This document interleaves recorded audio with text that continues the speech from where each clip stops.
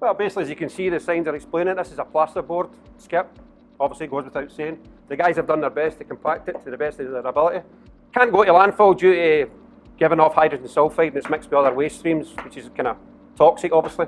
So the guys have got to separate this, put it in a separate area, and we max it up as much as we can. I think the last one that went out was something like 13 tonnes, and it's pretty expensive. If you want me to mention figures, it works out about 70 quid a tonne or so to dispose of it, you know what I mean? I mean, often what you'd find is that a unit like this, people just pile the stuff in, you know, higgledy-piggledy, so they don't make use of space. And what you generally find on these sort of containers is that you'd pay a transport cost and then a tonnage rate.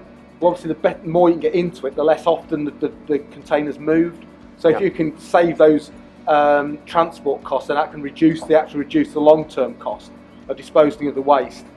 Which is the main reason, the main benefit that you'll find here is just that they're using less transport because it's much better packed into the containers.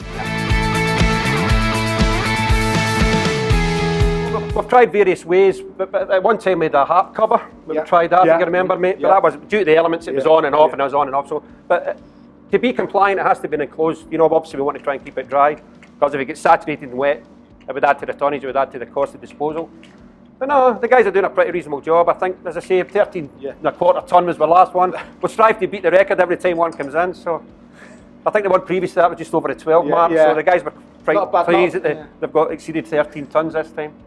But yeah, I don't think they'll do a better job at what they are doing. You know, as you can see, the guys really pack it very, very well. You know what I mean? Well, as Stuart says, we cut down on the haulage costs. You know. I don't think we'll never get any more in this skip than we possibly can. We've got it full to capacity, as you can see.